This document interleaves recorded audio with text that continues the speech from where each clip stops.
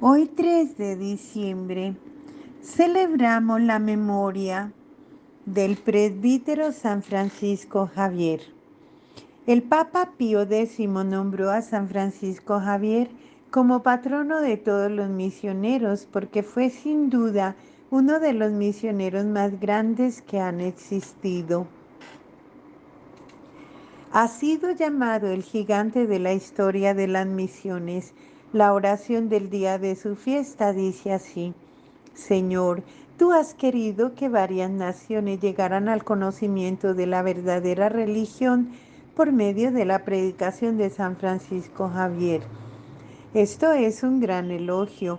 Empezó a ser misionero a los 35 años y murió con solo 46. En 11 años recorrió la India, un país que es inmenso, el Japón y varios países más. Su deseo de ir a Japón era tan grande que exclamaba: si no consigo barco, iré nadando. Fue un verdadero héroe misionero.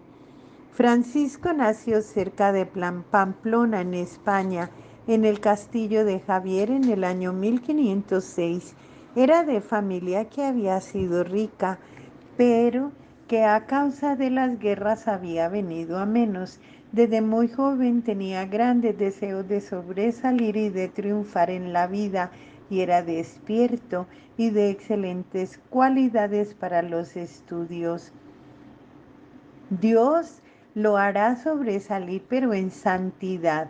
Fue enviado a estudiar a la Universidad de París y allí se encontró con San Ignacio de Loyola, el cual se le hizo muy amigo y empezó a repetirse la famosa frase de Jesucristo: ¿de qué le sirve a un hombre ganar el mundo entero si se pierde a sí mismo? Este pensamiento lo fue liberando de sus ambiciones mundanas y de sus deseos de orgullo y vanidad, y lo fue encaminando hacia la vida espiritual. Aquí se cumplió a la letra la frase del libro del eclesiástico que dice: encontrar un buen amigo es como encontrarse un gran tesoro. La amistad con San Ignacio transformó por completo a Javier. Francisco Javier fue uno de los primeros religiosos con los cuales San Francisco fundó la Compañía de Jesús, o la Comunidad de los Padres Jesuitas. Fue ordenado sacerdote, colaboró con San Ignacio y sus compañeros en enseñar catecismo y predicar en Roma y otras ciudades. El sumo pontífice pidió a San Ignacio que enviara a algunos jesuitas a misionar en la India. Fueron destinados otros 2, pero la enfermedad les impidió marchar, y entonces el santo le pidió a Javier que se quisiera embarcar para tan remotas tierras. Él obedeció inmediatamente y emprendió el larguísimo viaje por el mar. En el barco aprovechó esas interminables semanas para catequizar lo más posible a los marineros y viajeros. Con San Francisco Javier comenzaron las misiones de los jesuitas.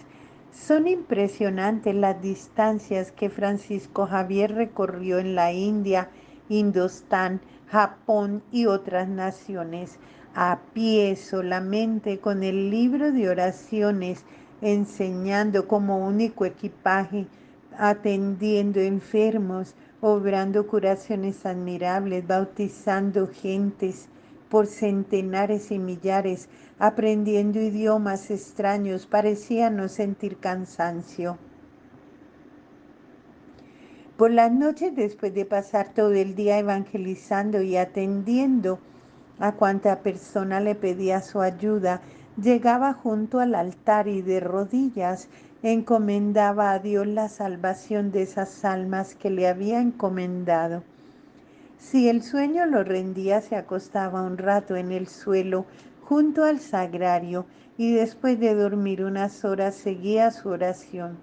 De vez en cuando exclamaba: basta, Señor, si me mandas tantos consuelos, que me vas a hacer morir de amor. Con razón su palabra tenía efectos fulminantes para convertir, era que llegaba precedida por muchas oraciones y acompañada de costosos sacrificios. Algunas noches no era capaz de levantar su mano derecha, tan cansado estaba de tanto bautizar a los que se habían convertido con sus predicaciones. La gente lo consideraba un verdadero santo y le llevaban sus enfermos para que los bendijera.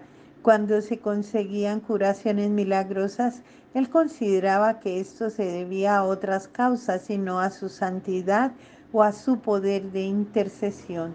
Desde 1510, Goa era una ciudad portuguesa en la India y allá puso su centro de evangelización nuestro santo.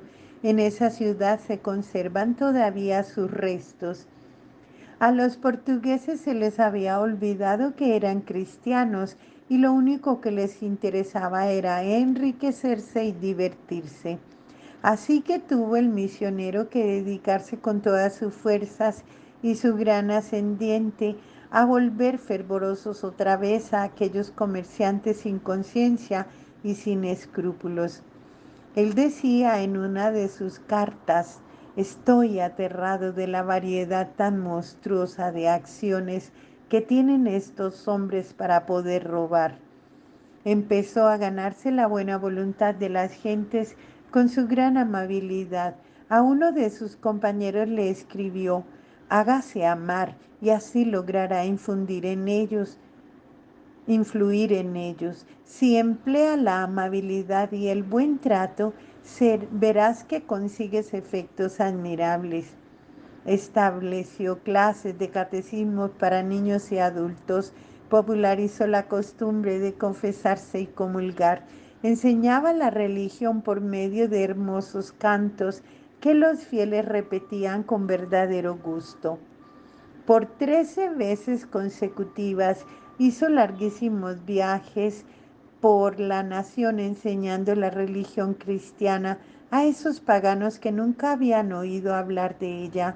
Los de las clases altas, los brahmanes, no le hicieron caso, pero los de las clases populares se convertían por montones.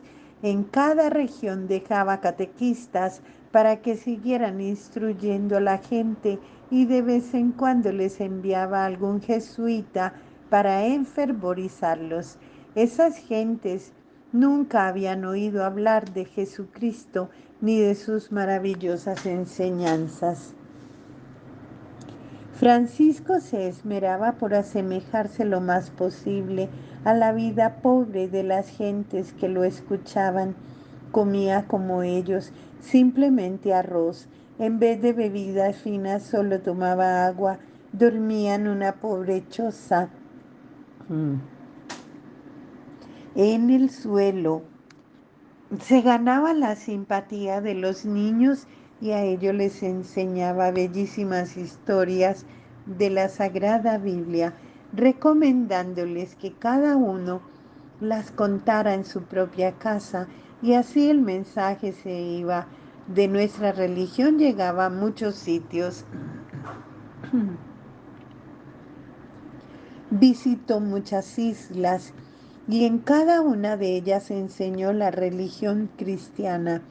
Sus viajes eran penosos y sumamente duros, pero escribía: en medio de todas estas penalidades e incomodidades, siento una alegría tan grande y un gozo tan inmenso que los consuelos recibidos no me dejan sentir el efecto de las duras condiciones materiales y de la guerra que me hacen los enemigos de la religión. Podría repetir la frase de San Pablo: sobreabundo en gozo en medio de mis tribulaciones.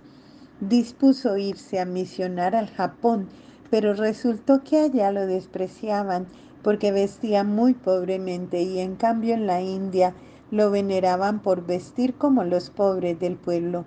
Entonces se dio cuenta de que Japón, allí era necesario vestir con cierta elegancia. Se vistió de embajador y en realidad el rey de Portugal le había conferido el título de embajador. Y así, con toda la pompa y elegancia, acompañado de un buen grupo de servidores muy elegantes y con hermosos regalos, se presentó ante el primer mandatario. Al verlo así, lo recibieron muy bien y le dieron permiso para evangelizar. Logró convertir bastantes japoneses y se quedó maravillado de la buena voluntad de esas gentes. Su gran anhelo era poder misionar y convertir a la gran nación china, pero allá estaba prohibida la entrada a los blancos de Europa. Al fin consiguió que el capitán de un barco lo llevara a la isla desierta de Sanxian, a 100 kilómetros de Hong Kong, pero allí lo dejaron abandonado y se enfermó y consumido por la fiebre en un rancho tan maltrecho que el viento entraba por todas partes, murió el 3 de diciembre de 1552 pronunciando el nombre de Jesús. Tenía solo 46 años. A su entierro no asistieron sino un catequista que lo asistía, un portugués y dos negros. Cuando más tarde quisieron llevar sus restos a Goa, encontraron su cuerpo incorrupto y así se conserva. Francisco Javier fue declarado santo por el sumo pontífice en 1622, junto con Santa Teresa, San Ignacio, San Felipe y San Isidro. Alabado sea Jesucristo.